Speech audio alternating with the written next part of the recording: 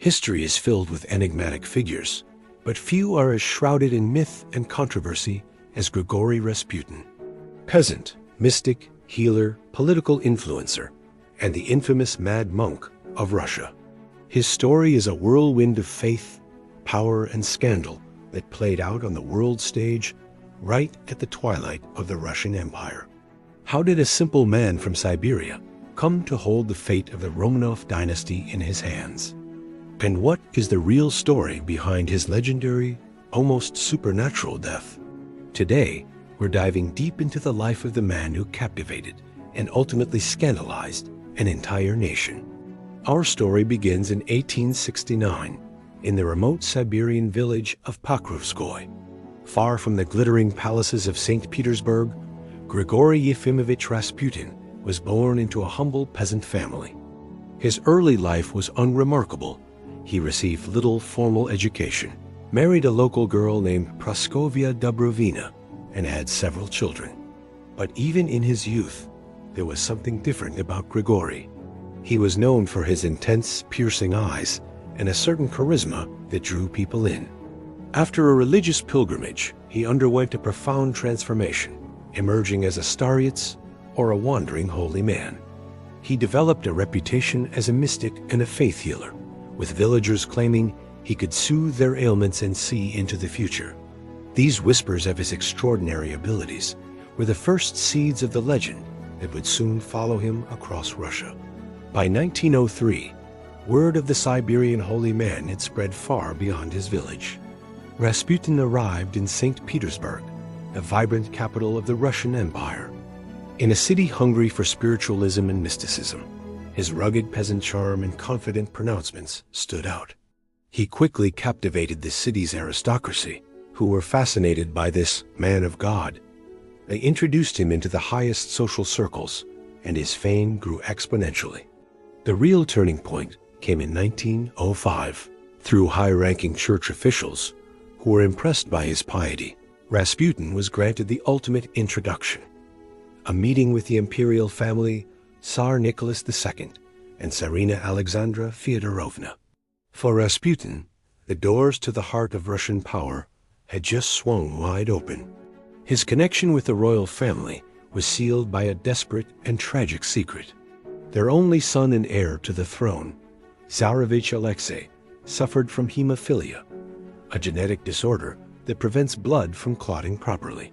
A simple bump or fall could trigger life-threatening internal bleeding, and the best doctors in the empire were helpless. The Tsarina Alexandra was deeply religious and desperate to find a cure for her beloved son. This is where Rasputin stepped in. During one of Alexei's severe bleeding episodes, Rasputin was summoned to the palace. Witnesses reported that he simply sat by the boy's bedside, spoke calming words, and prayed. Miraculously, the bleeding stopped. This happened time and time again. Whether it was a hypnotic ability to calm the boy, which would have lowered his blood pressure, or something else entirely, we may never know. But for Alexandra, it was proof of Rasputin's divine power.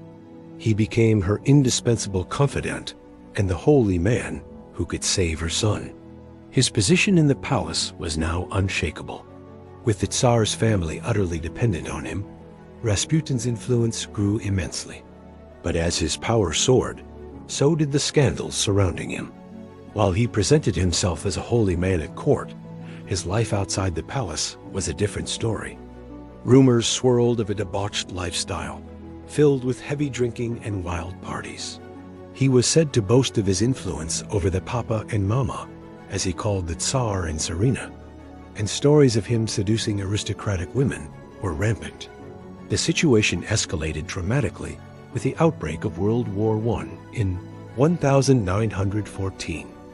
Tsar Nicholas II went to the front lines to personally command the army, leaving Tsarina Alexandra in charge of domestic affairs. With the Tsar away, Rasputin's influence reached its peak. He began advising on political appointments, allegedly securing positions for his incompetent friends and dismissing those who opposed him. To the Russian people and the nobility, Rasputin became the ultimate symbol of the court's corruption and decay. He was seen as a dark, manipulative force behind the throne, leading Russia to ruin while their sons died in the war.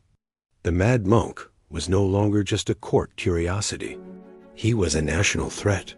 By late 1916, a group of conservative nobles decided they had to act. They believed that to save Russia, Rasputin must be eliminated.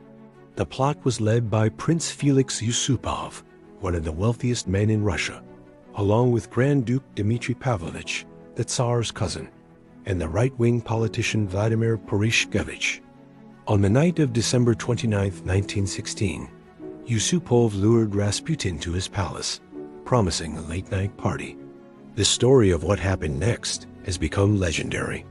According to Yusupov's own account, they first fed Rasputin cakes and wine laced with enough cyanide to kill several men. To their astonishment, the poison seemed to have no effect. Frustrated, Yusupov pulled out a pistol and shot Rasputin in the chest.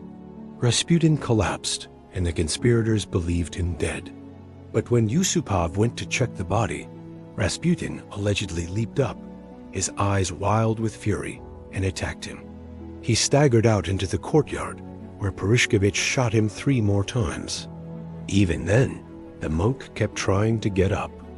Finally, the conspirators bludgeoned him to make sure the deed was done, bound his body, and threw it through a hole in the ice of the freezing Neva River. When Rasputin's body was discovered a few days later, his death sent shockwaves through the empire. But his removal did not save the monarchy, as the conspirators had hoped. In fact, it may have hastened its demise. Less than 3 months after Rasputin's murder, the February Revolution erupted, forcing Tsar Nicholas II to abdicate. The Romanov dynasty, which had ruled for over 300 years, came to a violent and tragic end. Grigori Rasputin remains an enduring figure of fascination. Was he a true mystic with divine powers, or a clever charlatan who exploited a desperate family?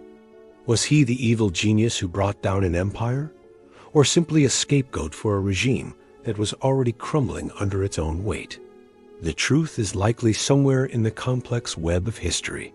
His life is a stark reminder of how, in times of crisis and uncertainty, faith, fear, and power can combine to change the course of history forever. Thank you so much for watching. What are your thoughts on Rasputin? Let us know in the comments below. And if you enjoyed this journey into one of history's greatest mysteries, don't forget to like, subscribe, and hit that notification bell for more stories like this one. We'll see you in the next video.